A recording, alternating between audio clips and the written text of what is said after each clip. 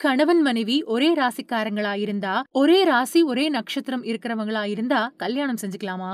கணவன் மனைவியா இணையக்கூடிய 2 பேருக்கும் நிலையான மன ஒற்றுமை, சந்தோஷம், இனிமையான தாம்பத்தியம், பிள்ளை பேரு, சுபிட்சமான எதிர்காலம் இந்த மாதிரியான விஷயங்கள் 2 பேரோட ஜாதகங்கள்லயும் இருக்கக்கூடிய கிரகங்களோட ஆதிக்கத்தை வச்சு கணிச்சு அறியறது தான் கல்யாண பொருத்தம் அப்படின்னு சொல்லுவாங்க. அதனால எந்த நட்சத்திரத்துல கல்யாணம் செய்யலாம், எந்தெந்த நட்சத்திரம் கல்யாணத்துக்கு உகந்தது அப்படிங்கறது தெரிஞ்சுக்கணும்.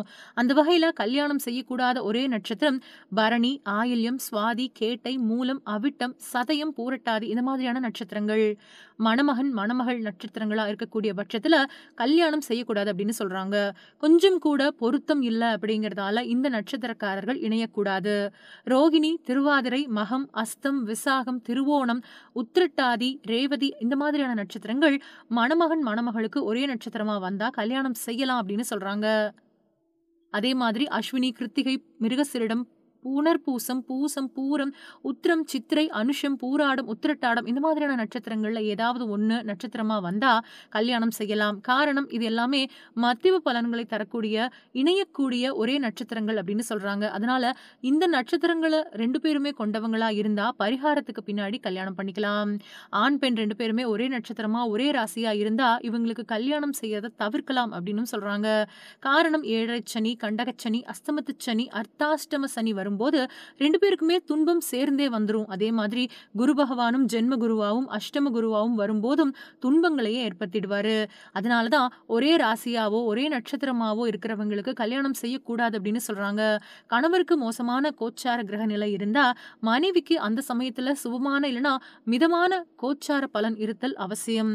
அப்பதான் ஓரளவுக்காவது சிரமப்படாம ஒருத்தர் கஷ்டப்பட்டாலும் இன்னொருத்தர் குடும்பத்தை தாங்கி பிடிச்சு எடுத்துட்டு போவாங்க. இதனாலதான் ஒரே ராசியிலயோ ஒரே நட்சத்திரத்திலயோ கல்யாணம் செய்யக்கூடாது அப்படின்னு சொல்றாங்க. அதனால கல்யாணம் செய்யக்கூடிய ஆண் அப்புறம் பெண் தம்பதியினர்களுக்கு ஒரே நட்சத்திரம் இருந்தா நட்சத்திர பொருத்தத்துல 10 பொருத்தத்துக்கும் மேற்பட்ட பொருத்தங்கள் இருந்தாலும் கூட மாங்கல்ய பொருத்தம் இருக்காது. அதனாலதான் ஒரே ராசி ஒரே நட்சத்திரம் கொண்டவங்களுக்கு கல்யாணம் செய்யறத தவிர்த்துக்கிறது நல்லது அப்படின்னு சொல்றாங்க. ஒரே ராசி இருக்கக்கூடிய தம்பதிகளோட வாழ்க்கையில கிரகநிலைகள் சரியில்லாதப்போ ஏகப்பட்ட பிரச்சனைகள் வந்துரும். இந்த மாதிரி இன்னல்கள் ஏற்பட்டா திருச்செந்தூர் முருகன் கோயிலுக்கு போய் இந்த தம்பதிகள் வழிபாடு செய்யலாம். இது மூலமா தம்பதிகளுக்கு இடையில சண்டை சச்சரவுகள் குறையும் அப்படின்னு சொல்றாங்க பெரியவர்கள். அது மட்டும் இல்லாம கல்யாண பொருத்தங்களை பார்க்கும்போது அவசரம் காட்டக்கூடாது அப்படின்னும், ஜாதகங்களை நிதானமா ஆய்வு செஞ்சதுக்கு பின்னாடிதான் முடிவெடுக்கணும் அப்படின்னும் ஜோதிடர்கள் அறிவுறுத்துறாங்க. மணமகன் மணமகள் 2 பேருடைய லக்னம், ராசி, நட்சத்திரம் இந்த 3க்கும் பொருந்தி வரக்கூடிய முகூர்த்த நாளை தேர்ந்தெடுத்து அதுல ரொம்பவே சரியான முகூர்த்த நேரத்தை குறிக்கணும் அப்படின்னு சொல்றாங்க.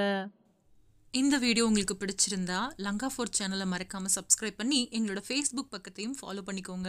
இச்செய்திகளுக்கு பிரதான அனுசரணை செல்வாசோக் இமோபிலியன், சுவிஸ் நாட்டில் முன்னணி நிறுவனம். தொடர்புகளுக்கு 07951464428. வீடு வாங்க, வீடு கட்ட, வீடு திருத்த மற்றும் வீட்டு கடன். Your future our vision.